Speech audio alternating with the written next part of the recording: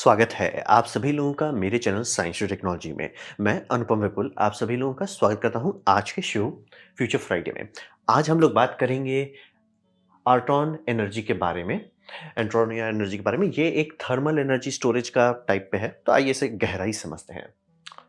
तो आइडिया क्या है? आइडिया वही समझिए जो बाकी सारे इंडस्ट्रियल थर्मल पे काम कर रहे हैं, कि इंडस्ट्री को हाई टेम्परेचर चाहिए होता है, यानी कि वहाँ पे आप 100 डिग्री सेल्सियस से कुछ नहीं होता, वहाँ गाड़ी ही खुलती है 400 डिग्री सेल्सियस से और उससे बहुत ऊपर चला जाता है, तो हम लोग को हाई हीट चाहिए।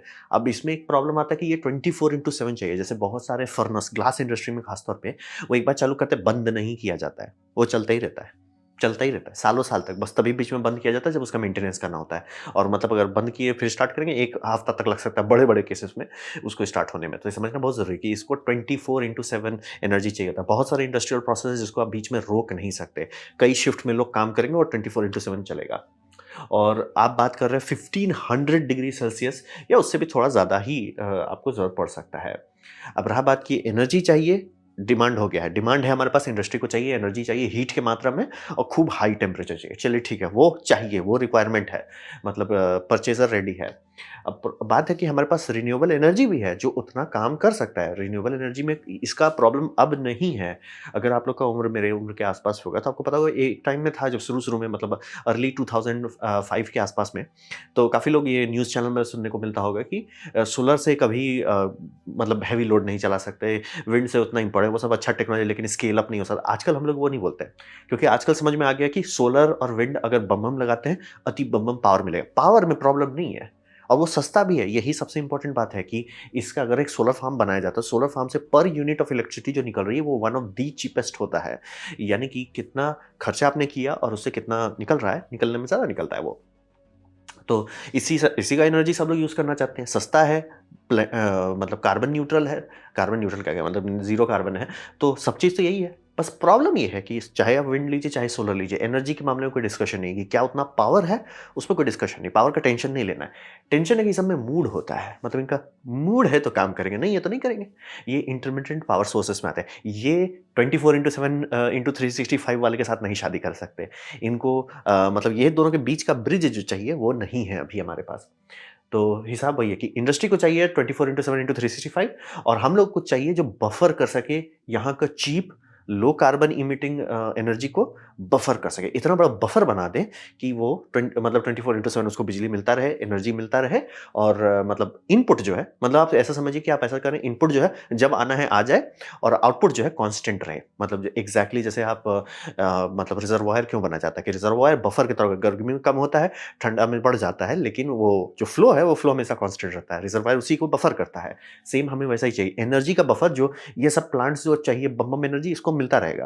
कहाँ से आ रहा है, कब आ रहा है, कभी सोलर से आ रहा है, कभी विंड से आ रहा है, कभी जियोथर्मल से, उसको कोई लेना देना नहीं है। सर हमारे पास एक फिक्स्ड लाइन है जहाँ आ रहा है, तो हमको ये करने के लिए बफर चाहिए। तो आजकल जो हम लोग बात कर रहे हैं ये बफर के बारे में बात कर रहे हैं। तो लॉजिक क्या है? तो लॉजिक ये है कि एक्सेस पावर लीजिए जब ये चीप हो, क्योंकि आप लोग को ध्यान देने होंगे कि इंडिया में भी खास तौर पे बहुत सारे सोलर फार्म 20 दिन में बंद करना पड़ सकता है, जिसे हम लोग कहते हैं कर्टेलमेंट, पावर कर्टेलमेंट। और विंड फार्म में आपको कई बार दिखेगा कि विंड फार्म है और बंद है और कई बार मेंटेनेंस के लिए बंद होता है, लेकिन कई बार वो कर्टेलमेंट के लिए बंद होता है, यानी कि ज़रा से ज़्यादा पावर प्रोडक्शन हो रहा है तो बंद करना पड़ता है। तो उस टाइम समझिए पावर बहुत सस्ता में रहता है। मतलब ये लोग जो भी प्लांट ओनर हैं वो तभी बेच सकते हैं जब नेचर का मूड है। तो वो बेचना चाहते हैं कम से कम दाम में, मतलब उनका एक एक्स प्राइस है, वो एक्स प्राइस से थोड़ा सा ही प्रॉफिट पे आपको बेच देंगे। जनरली वो इतना प्रॉफिट ले रहे हैं और बुरे टाइम में वो थोड़ा सा ही प्रॉफिट पे भी आपको बेच सकते हैं। तो बहुत चीप एनर्जी अवेलेबल होता है ग्रिड में। ये आप और हमारे लिए नहीं है। ये जो पावर मैनेजमेंट करते हैं, मतलब जो सरकार का डिपार्टमेंट है कि ये पावर प्लांट से इतना आ रहा है, ये इतना आ रहा है, इस शहर में इतना जा रहा है, वो लोग को सबका ये समझिए बैलेंसिंग की जाती है। तो वहाँ पे समझिए बहुत एक्सेस पावर आजकल होने लगा है, जैसे कि सोलर है। कैलिफोर्निया इसमें लिए काफ़ी बदनाम हो गया है, क्योंकि हर कोई कैलिफोर्निया में सोलर लगा रहा है, बिजली महँगा है तो सब कोई सोलर लगा रहे हैं। खूब सोलर लग रहा है, उससे देखिए और सोलर लग रहा है और मतलब क्योंकि और इंस्टॉलर्स आ गए और एक्सपीरियंस्ड लोग आ गए, रिफाइनमेंट हो गया, सब चीज़ हो गया। अब पूरा दोपहर में बंद कर देते हैं वो ग्रिड को, कि भैया ज़रूरत ही नहीं, ओवर प्रोडक्शन हो रहा है। मतलब दिन में पूरा कैलिफोर्निया का लोड ज़ीरो, उस टाइम नेगेटिव हो जाता है, यानी कि जितने पावर बाकी सारे पावर प्लांट हैं वो नेगेटिव में चले जाते हैं। कर्टेलमेंट में करना पड़ता है। तो सस्ता पावर का कमी नहीं है, पावर बम-बम है। रिन्यूएबल्स यही होगा, किसी भी देश में अगर रिन्यूएबल्स जम के लगा दिया जाए, जैसे इंडिया पड़ जाता है कि हमको सोलर पकड़ के करना है, टेंशन नहीं रहेगा, प्रॉब्लम ये हो जाएगी ज़रूरत से ज़्यादा सस्ता एनर्जी आ जाएगा। अब हम लोग को क्या करना है कि वो सस्ता एनर्जी उठाना है, फ्री में मिल रहा है, उसको रेजिस्टिव हीट से बिग कार्बन ब्लॉक पे डालना है। रेजिस्टिव हीट मतलब जो नॉर्मल हीटर होता है, इंडस्ट्रियल ग्रेड का, हाई टेम्परेचर वाला, आप और हमारा वाला उतना हॉट नहीं होता है, इंडस्ट्रियल वाला होता है। बिग कार्बन ब्लॉक्स यानी कि ग्राफाइट ब्लॉक्स को गर्म करना है और ये हमारा हीट का सोर्स बन जाएगा। यानी कि हम लोग एनर्जी ले रहे हैं, जब आ रहा है तब ले रहे हैं।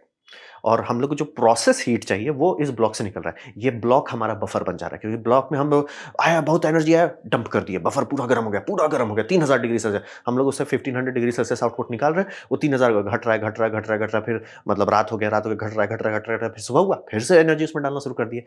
ये बफर कर देगा आउटपुट का, और इनपुट इसको जब देना है तब दीजिए, जब सस्ता है आप दीजिए इसको। और ये समझिए कि बिजली भी दे सकता है। हीट, जैसे मान लीजिए इंडस्ट्रियल प्रोसेस में हीट की ज़रूरत है, वो तो सँभाल लिया जाएगा। लेकिन बात होता है कई बार आपको ये होगा कि सर मेरे को इलेक्ट्रिसिटी भी चाहिए। तो इलेक्ट्रिसिटी के लिए क्या करें? तो इलेक्ट्रिसिटी के लिए यहाँ इनके पास एक ऑप्शन है। अगर इलेक्ट्रिसिटी आपको चाहिए, आपको सिर्फ़ गर्मी से काम नहीं चलेगा, इलेक्ट्रिसिटी भी चाहिए, तो आप ये थर्मो फोटोवोल्टिक्स का इस्तेमाल कर सकते हैं, यानी कि इंफ्रारेड फोटोवोल्टिक्स का इस्तेमाल कर सकते हैं, जो इस तरह का दिखता है। ये मतलब सिलिकॉन पे नहीं बनाया जाता, ये अलग तरह का है। टेक्नोलॉजी सेम है, सेम फिज़िक्स सेम है, लेकिन मतलब इसका बैंड जंक्शन जो है वो थोड़ा अलग रहता है। वो ऐसा बनाया जाता है कि इंफ्रारेड फोटॉन से इंटरैक्ट करे और उससे एनर्जी निकाल दे, तो वो आपको निकाल देगा। लॉजिक यही है। आप ऐसे देश में होइए जहाँ पे सस्ता सोर्स हो एनर्जी, हर देश में होने लगा, जैसे जैसे रिन्यूएबल बढ़ रहा है वो होते रह रहा है। अब आपके पास होना चाहिए एक तरीका जिसमें आप डंप कर सके वो एनर्जी आप हीटर के माध्यम से डंप कर देंगे ब्लॉक्स में। ब्लॉक्स आपका एक कांस्टेंट सोर्स रहेगा, यानी कि ब्लॉक्स आप खूब सारा रख दोगे, जो आपका बफर है, और आउटपुट हीट आपको मिल रहा है, जिससे आप इंडस्ट्रियल प्रोसेस चलाते रहिए अपना, और अगर आपको ज़रूरत है तो आप उससे बिजली भी बना सकते हैं। तो ये है लॉजिक। अब बात करते हैं इसका डिज़ाइन कैसे हुआ है। तो डिज़ाइन ये समझिए कि बहुत हाई टेम्परेचर इंसुलेशन बॉक्स चाहिए, यानी कि एक आपको बॉक्स चाहिए बम बम, जो पूरी तरह से इंसुलेटेड हो, आउटसाइड अंदर में आप 3000 डिग्री सेल्सियस तक का बात कर रहे हैं। तो अच्छा बम बम इंसुलेशन होना चाहिए। अगर इंसुलेशन अच्छा नहीं है, एनर्जी लीक बहुत जल्दी कर जाएगा। ठीक है? अब आप इसमें हाई एनर्जी मत डाल रहे हैं, high temperature resistive heating elements के द्वारा, यानी कि जो आपका एलिमेंट्स होता है, हम लोग घर वाला एलिमेंट्स उतना हाई पावर नहीं बर्दाश्त करता था। ये सब पे खास तौर का इस्तेमाल किया जाता है, जो उतना हाई एम्प्स बर्दाश्त कर, मतलब मेगा वाट्स ऑफ एनर्जी वो डंप कर पाते हैं। तो वो उतना बम बम गर्म हो जाता है। गर्म होने के बाद आपका ग्राफाइट स्टोन, यानी ये जो है, ये स्टोर कर ले रहा है आपका गर्मी को, ये गर्म हो जा रहा है। अब ग्राफाइट के पीछे हम लोग क्यों भाग रहे हैं? ये मतलब काफ़ी हाई टेम्परेचर तक स्टेबल रहता है, यानी कि अगर आप एल्यूमीनियम रखेंगे वो तो 700 डिग्री पे ही पिघलना शुरू हो जाएगा।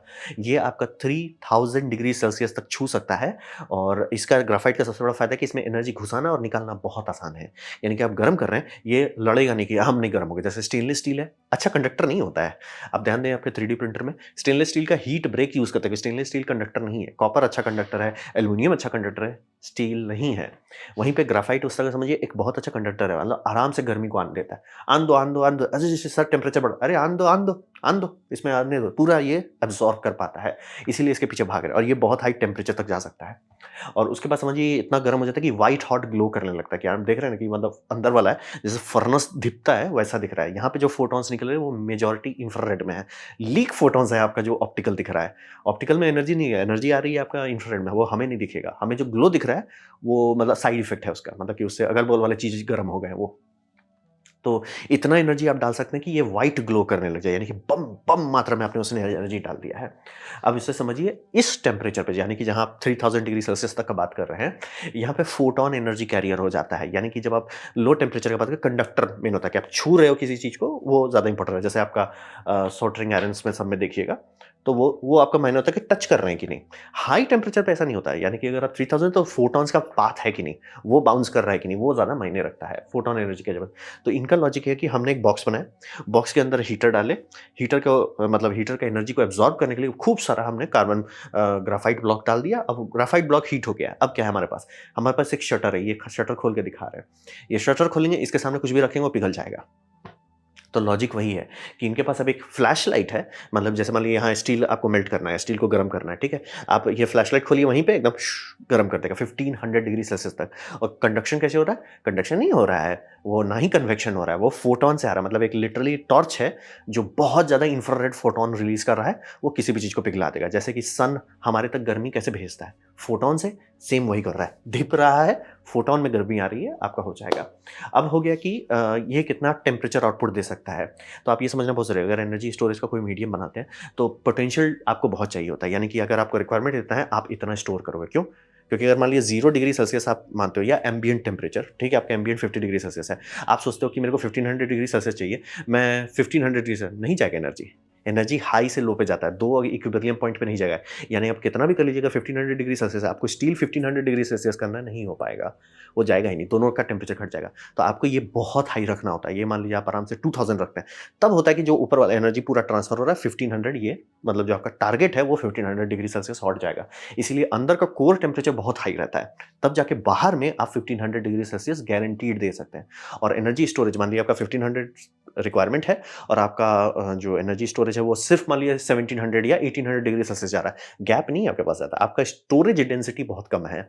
ये चूंकि बहुत हाई टेम्परेचर तक पिघलता नहीं है और इसमें एनर्जी इनफ्लक्स एंड आउटफ्लक्स दोनों अच्छा होता है, इसी और सस्ता भी है, इसीलिए इसको आराम से आप 3000 तक भून सकते हैं। तब अगर 1500 डिग्री सेल्सियस का पोटेंशियल डेल्टा मिल रहा है, यानी कि बम बम मात्रा में एनर्जी है, बम बम मात्रा में एनर्जी आप डंप कर सकते हैं।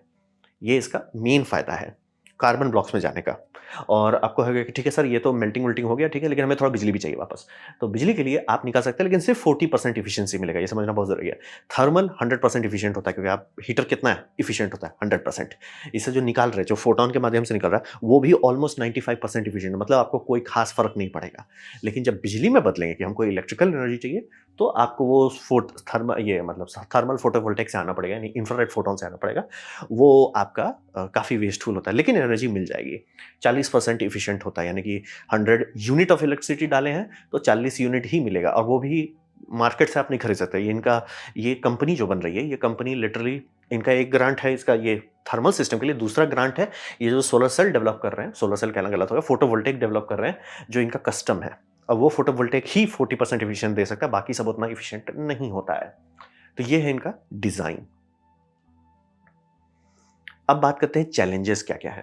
तो यहाँ पे समझिए कि 1500 डिग्री सेल्सियस बहुत बढ़िया है। जो मैंने भी कुछ दिन पहले फायर ब्रिक्स के बारे में बात किया था, वहाँ पे भी बात हो रही थी, लेकिन वो 1500 मैक्सिमम छू पा रहे थे। ये 1500 पे ज़्यादा कैपेसिटी रखता है, क्योंकि जो ब्लॉक है वो ज़्यादा ऊपर चलता है। फायर ब्रिक उतना हाई टेम्परेचर नहीं बर्दाश्त कर सकता। ये कर सकता है, मतलब ग्राफाइट ब्लॉक बर्दाश्त कर सकता है।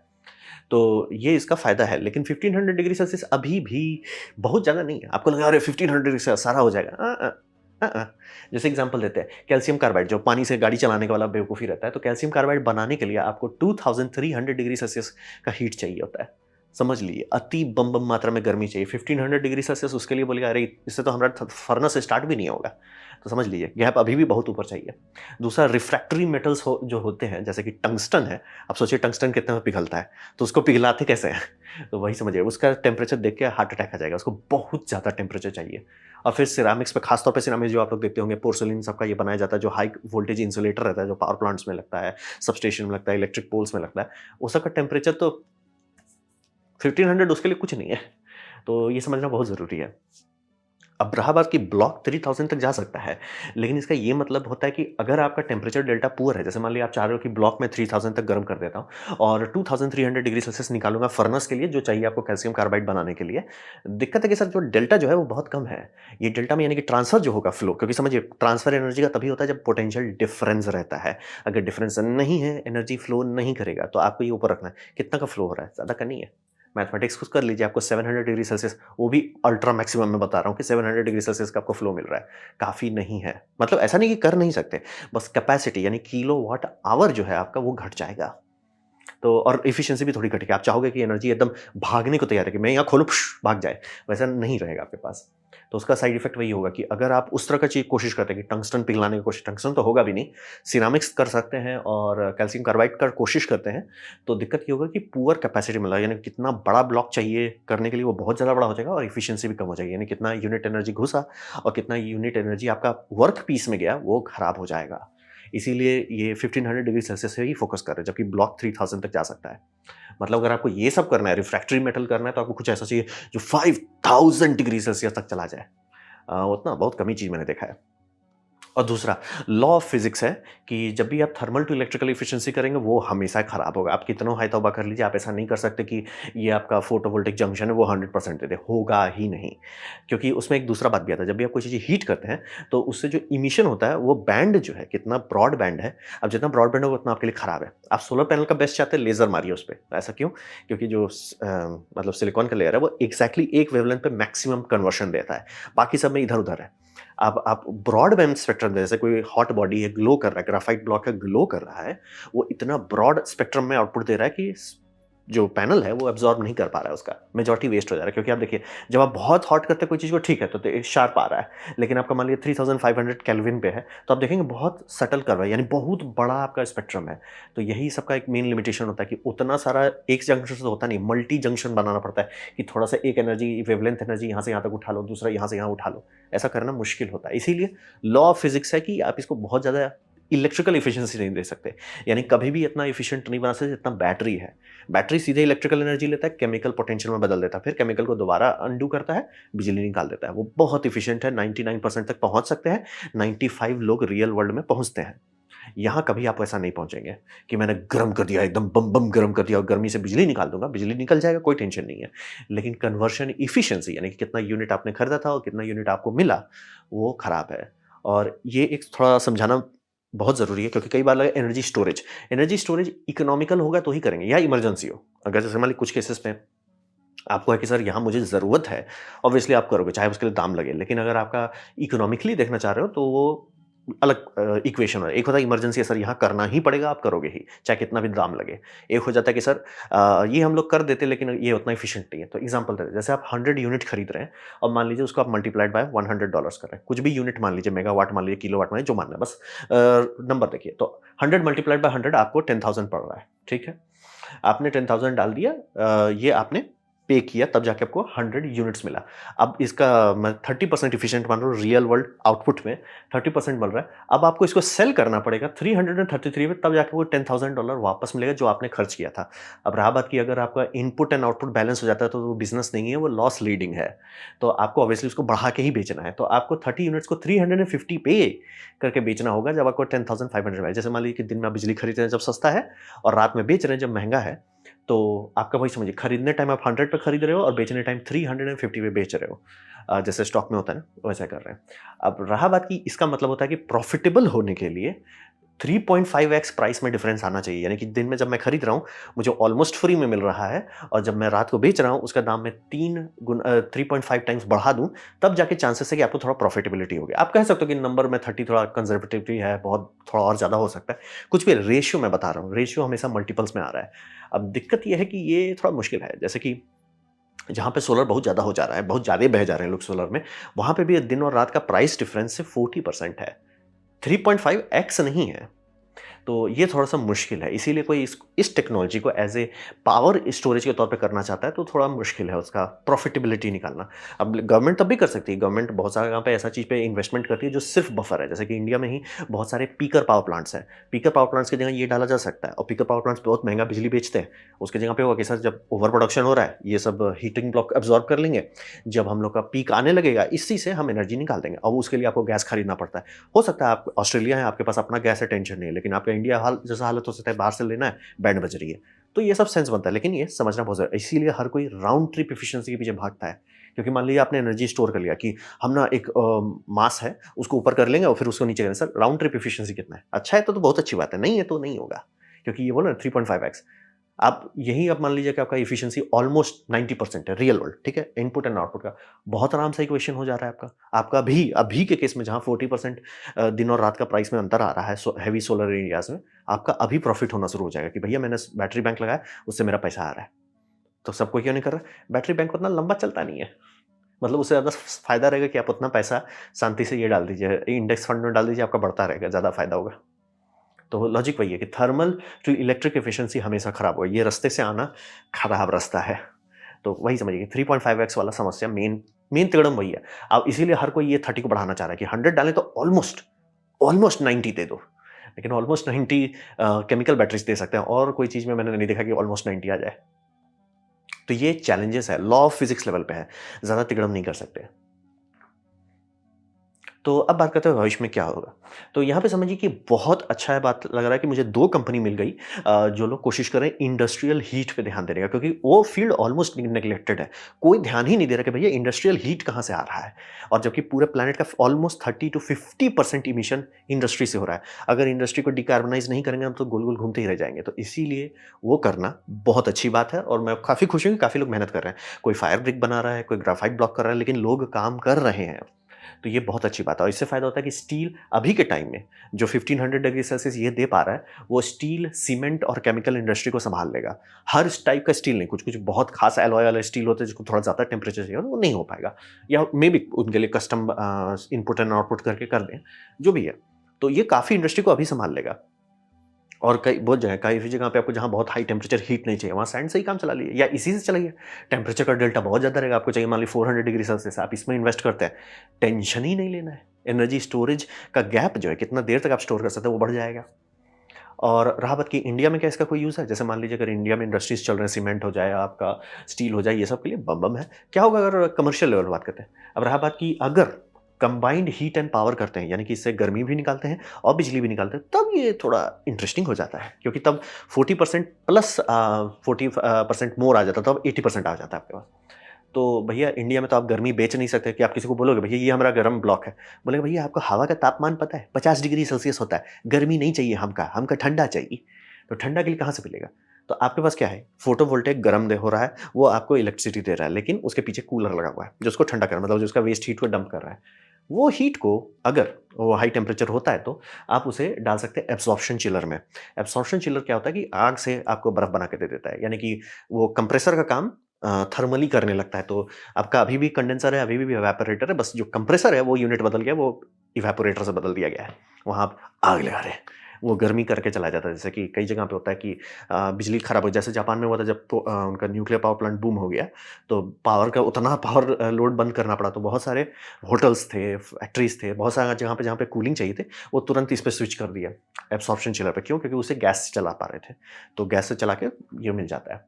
तो ये कर सकते हैं। इंडिया में ये मैं देख सकता हूँ कि जैसे मान लीजिए कोई बहुत बड़ा होटल है, हॉस्पिटल है, वृद्धाश्रम है, कुछ भी है जहाँ पे बहुत लोग रह रहे हैं और जहाँ पे ठंडा भी चाहिए, बिजली भी चाहिए, वहाँ पे इस तरह का टेक्नोलॉजी का मैं यूज़ देख सकता हूँ कि भैया सोलर है, विंड है और इंडियन गवर्नमेंट भी काम कर रही है और मैंने कुछ-कुछ जगह पे डॉक्यूमेंटेशन भी सुना है कि जैसे टाटा पावर्स भी बात कर रहा है होटल्स के साथ कि सर हम आपको पावर सस्ता देंगे जब ये हो क्या बोलते हैं जब सस्ते में हमें मिल रहा है। तो बोले होटल का क्या फ़ायदा है? अगर होटल पावर इन्वेस्टमेंट खुद कर पाता है कि हम खूब सारा बैटरी लगा लेते हैं, वो दिन में चार्ज कर लेगा जैसे जब सोलर बम-बम रहेगा और रात में बिजली खरीदेगा ही नहीं कि सर रात में हमें ज़रूरत नहीं है, आपका महँगा बिजली हम नहीं खरीदेंगे।